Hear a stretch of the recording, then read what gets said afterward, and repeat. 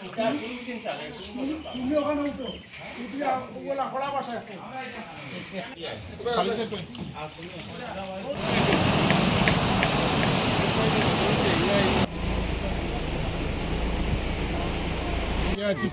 পঞ্চায়েতের 1 নম্বর word Maniknagar colony. এই মানিকনগর কলোনিতে প্রতি বছর বন্যায় এই এলাকার মানুষ চরম ক্ষতিগ্রস্ত হয়। গবাদি পশু থেকে নিয়ে মানুষজন বাড়িঘর নিয়ে বিরাট সমস্যা। এখানকার মানুষ গড়ে 6 মাস এই বন্যার কবলে থাকে। তো মূলত আসাম এবং ত্রিপুরা পাহাড়ি অঞ্চলের জল এসে এখানে প্লাবিত হয়। নদী সংস্কার হয় না। কুর্তি নদীটা যদি ভালো রকম সংস্কার করে তাল নদীতে নিয়ে ছাড়া হয় এবং তাল নদীর মুখাটা যদি পরিষ্কার করে দেওয়া হয়, জলটা তাড়াতাড়ি চলে যাবে। এখানে 30 থেকে 35টা পরিবার এবং পাশে আছে মধ্য রাজনগর 4 নম্বর ওয়ার্ড, 2 নম্বর ওয়ার্ড, মোহনটিকি, তারকপুর, বিশাল এলাকা বর্তমানে আমরা তলায় আছি। 30 থেকে 35টা পরিবার জলমগ্ন, জলবন্দী অবস্থায় আছে। কিন্তু মানুষ বাড়িঘর ছাড়িয়া রিলিফ ক্যাম্পে মানুষ যাচ্ছে না। রাত্রে অনেক সময় চুর এসে হানা দেয়, ক্ষতিগ্রস্ত হয়ে যায়। পানীয় জল বা বিদ্যুতের পরিষেবা, পানীয় জল, বিদ্যুতের পরিষেবা সব দিক দিয়ে ভোগান্তি। পানীয় জল বহু দূর থেকে গিয়ে এই গ্রামের মানুষকে এখন আনতে হচ্ছে। আরও বড় সমস্যা যেটা স্যানিটেশন, এবং রিলিফ ক্যাম্পের স্যানিটেশনটাও সঠিক নাই।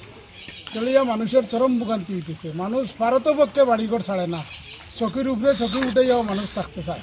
স্থায়ী সমাধান করতে হলে কি স্থায়ী সমাধান একমাত্র এই এলাকাটারে ফ্লাড এফেক্টেড এরিয়া ঘোষণা করিয়া আর তাল নদীটা যদি পরিষ্কার করা হয়, এই এলাকার মানুষ হয়তো ভবিষ্যতে ফ্লাডের দুরবস্থা থেকে হয়তো রক্ষা পেতে পারে। প্রতি বছর কি প্রতিটা বছর এই এলাকার মানুষ জলের সাথে যুদ্ধ করিয়া তাদের চলতেছে।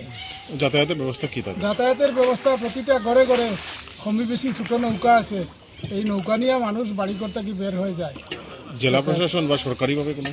আজকে সকালবেলা এই ধর্মনগর থেকে SDM মহোদয় এসেছিলেন, প্রথমতলা ব্লকের মাননীয় চেয়ারম্যান নিরঞ্জন নাথ মহোদয় এসেছিলেন। ওনাদেরকে সাথে নিয়ে গোটা গ্রাম পরিদর্শন করেছি আমরা।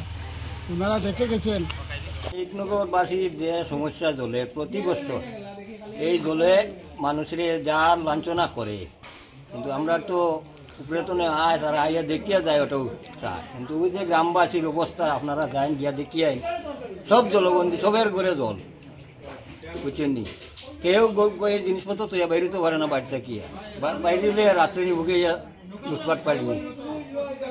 আর এই অবস্থায় আজকে দীর্ঘ কয়েক বছর ধরে আমরা এই কুর্তি মানিকনগরবাসী, আরও আছে মধ্য রাজনগর বা লামারগাঁও আছে, প্রচুর মানুষ।